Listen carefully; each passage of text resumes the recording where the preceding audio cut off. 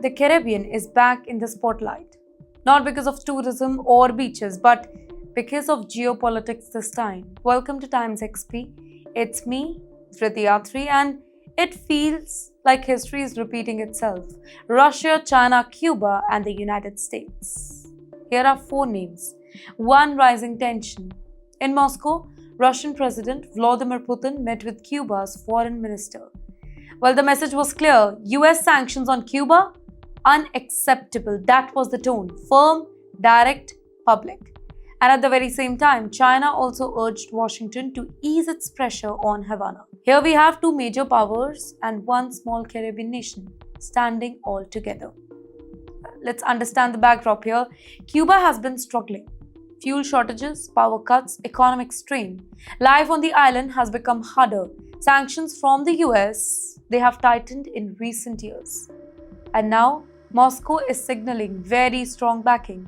Putin emphasized that Russia will not abandon Cuba. He called for deeper cooperation here, and Russian officials hinted at possible material support. In simple terms, they want to help with supplies, with energy, and with economic relief. And then came a sharper warning. Russian Foreign Minister Sergei Lavrov, he spoke out. He warned against any US naval blockade. He called Cuba a brotherly nation.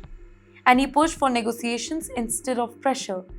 And you know why this sounds so familiar? Because the Caribbean has been a flashpoint before, if you remember, during the Cold War, when superpowers tested each other's limit, when missiles and warships turned this region into the center of global tension. And now, once again, global powers are talking about influence in Cuba.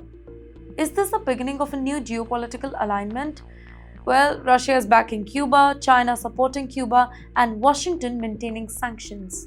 The optics are powerful, a small island nation becoming a symbol of long global rivalry. But let's stay balanced here. There is no immediate military crisis though, no missiles that are being deployed, no fleets facing off. But rhetoric is rising, positions are hardening, and alliances are being signaled more openly. Well, for Cuba, the support could mean breathing room. For Washington, it signals resistance to its pressure campaign. For Moscow and Beijing, it offers a strategic foothold in America's neighborhood. This is not just Cuba, it is about influence, about who shapes the Western Hemisphere, and about how far sanctions can go before other power steps in.